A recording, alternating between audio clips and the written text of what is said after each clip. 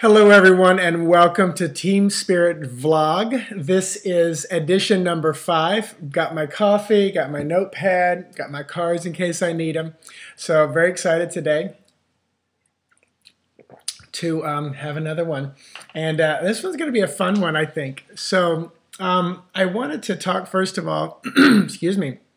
By the way, I'm using what is it's called iMovie. So this is iMovie that, because of the problems we were having over the weekend, which, by the way, I read today, we move into Mercury retrograde. That doesn't seem right to me. I need to double check that. Somebody posted that, but it could have been a post from who knows when.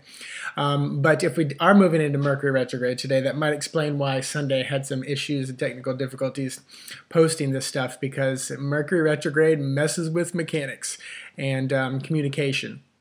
So, all that being said, I forgot my train of thought where I was going. This morning I woke up and man, this is dreams. So those of you who are all about dreams, hold on, this was a fun one. I am a big dreamer, meaning I dream a lot at night. I'm a big dreamer in daytime too, as well. Me and Ricky Martin will be singing on stage one day. I know it. That's a big dream of mine. But anyway, and I don't sing that well, so it really is a dream. But anyway, so I woke up this morning. Actually, I had a dream last night. And for me, after I have a dream, I will, either write down like maybe 3 or 5 words to remember it. But because it was early this morning, 5:30, I woke up and I had time to really hash it over. 5:30 in the morning is my, it's my pee break. That's when I get up, my body says it's time to go to the bathroom. So, sorry to get a little vulgar on you. So I woke up and I got to sit for a moment and think about the dream. And I'm going to tell you the dream and tell you how I work through it and figure out what it means. Because I believe... this is my belief system. This is what I've read and brought all the information together, and it works for me. So hold on to what works for you. But I believe that sometimes our dreams are just like taking the trash out from the day. From the uses that we had during the day, we're going to take it out, get rid of it, process it, mull it over. But I also believe absolutely that dreams are so much more than that. And I think most of my dreams that I really remember are astral traveling and working while the body is resting. So that's what I believe this one was. So the dream that I had, I was floating in a lake. Somebody was with me and I don't know who. I think that was irrelevant. It was a lake that I recognized. It was a lake that I grew up on in Winter Haven called Lake May. It was a very mucky, gross lake. All that I think is irrelevant to this right now. And I'll tell you how I process this.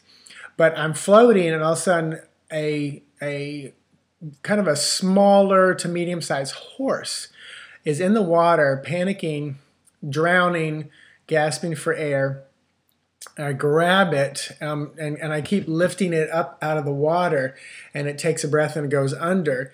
And, of course, I'm just allowing this animal to kind of see if it can swim or work on its own.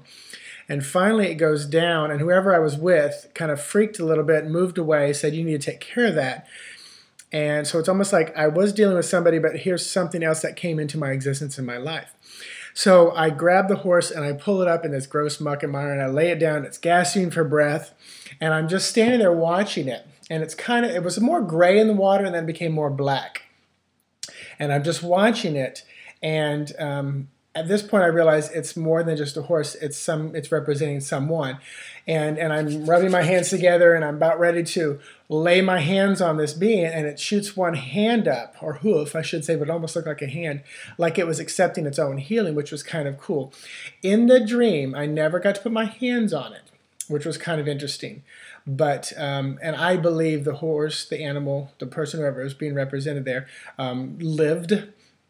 But I woke up from the dream at that point.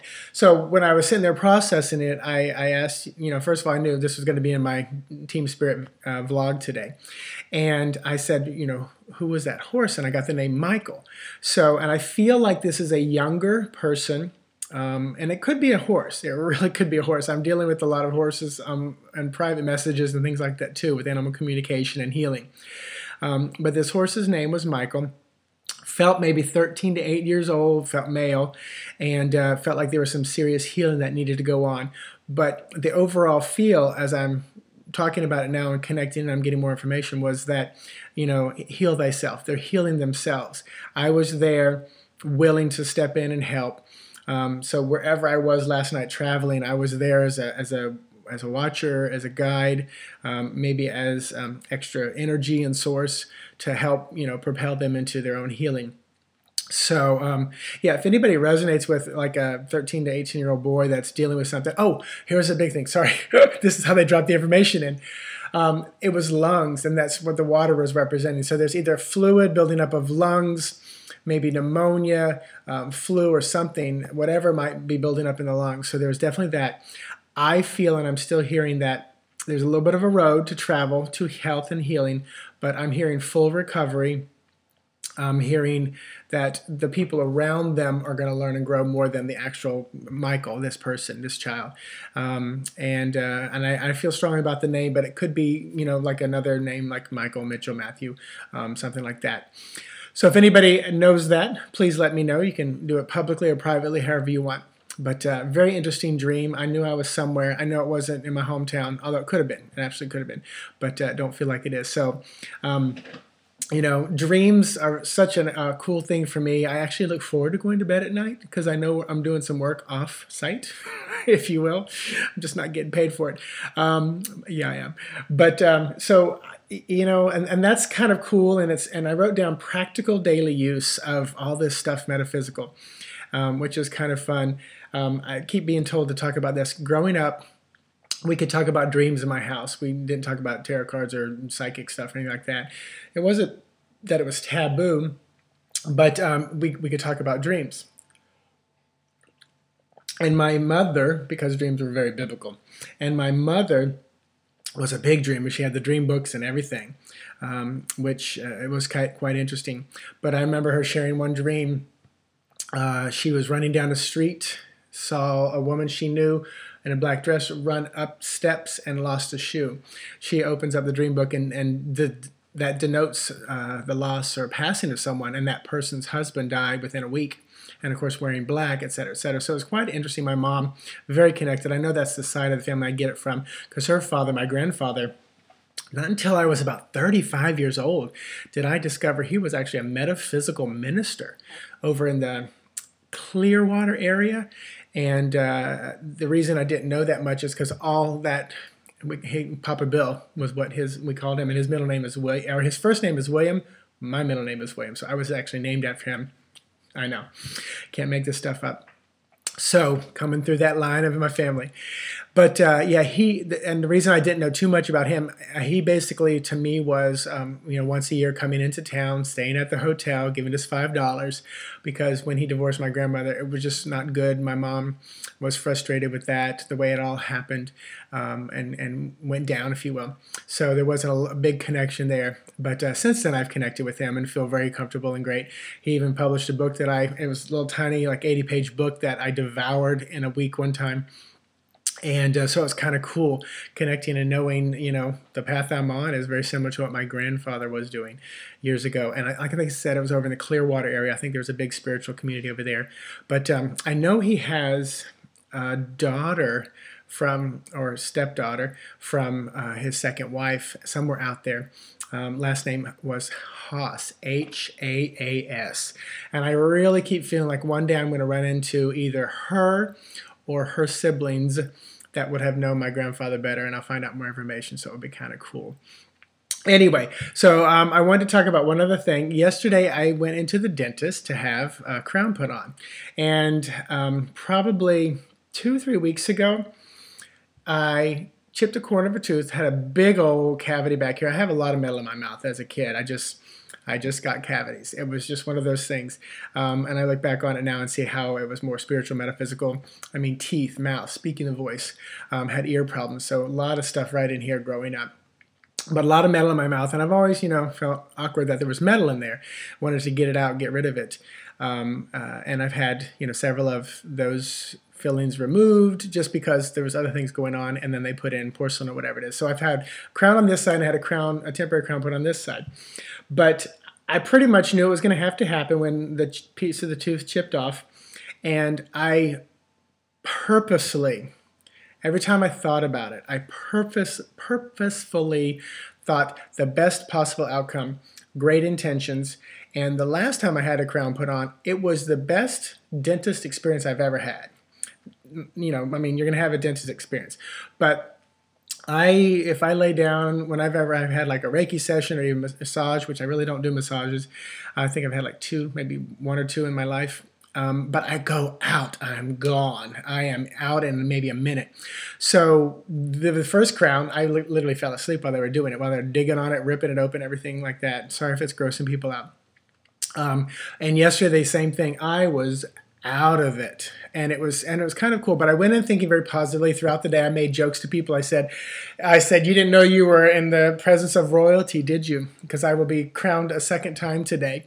So I made wonderful light and jokes about going in and having this, you know, semi-major dental work done, and even the fact that I was going to have to spell out $400, I thought, you know what, I'm okay with that, which, by the way, bonus checks come out this week, so it's double that.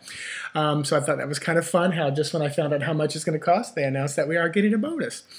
Thank you, Spirit. Because, and I'm going to say this, and some of y'all are going to balk at this, but I love money. I receive it and accept it. It is how we have to function right now in this world. So if you think it's the root of all evil, you probably won't get a lot. But I use it appropriately and with love. Anyway, moving on. That's a whole nother 20-minute session. So I went to the dentist, went in there. You know, there was talk about once he opens it up, it might need a root canal, et cetera, et cetera. Never had that, thinking the best possibility. I'm sitting there texting some people because it was a 2.5-hour, you know, fun time. And so I'm sitting there. I'm come out of the first time where they drilled everything out, and I'm all numbed up. And when they numbed it, I only felt one real like kind of stick. The other 3 or the other 2 were very, you know, the first one wasn't painful at all. The second one, he kept saying open wider, wider. And then I said, oh, now I know why. Because you stretch the muscle out to get past it with the needle. Sorry if that's grossing you out. Put up your shield, block it. So I sat there and I started texting some people, and I even put some pictures up with the thing hanging out of my mouth. At one point, drool's coming down my lip. And in checking that, interesting thing happened. I saw that Debbie Ford had passed away. Someone posted that.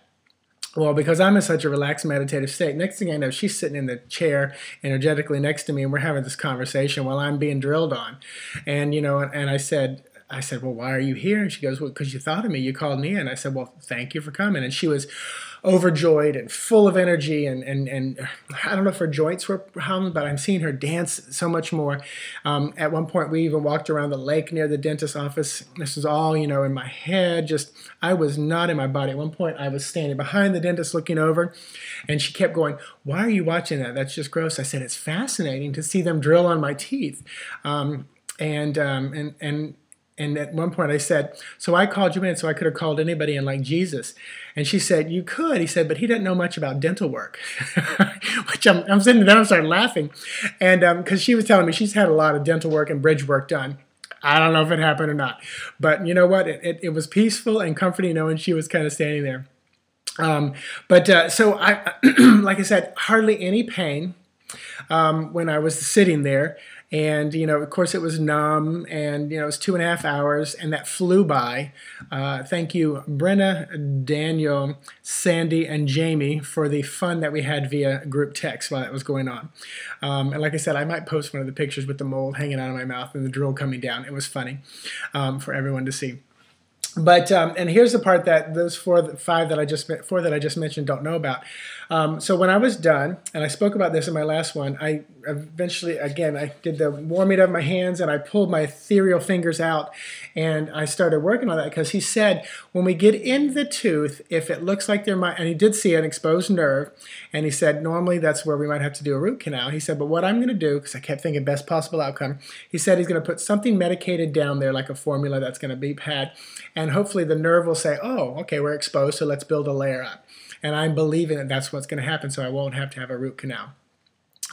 So when they were walking away, I would extend my ethereal fingers out of my hand, and I would just break up the energy and move it all around with positive, good intentions that the best possible outcome, that the root would do its job, and heal itself up to protect it so there wouldn't be any pain. Throughout the day, probably 3 or 4 times, I did that. I didn't chew on the side yesterday really at all. I didn't avoid it, but I didn't chew on it necessarily. Obviously, I'm going to avoid it because it's a temporary one right now. 3 weeks, I'll go back. But it's a temporary one, so it's not quite as strong as the porcelain or whatever one will be. And but then last night I got home and 3 times Spirit told me, go grab just one little aspirin. And literally it was an aspirin, not a Aleve, not ibuprofen, nothing, but it was a tiny little aspirin. So I took that last night.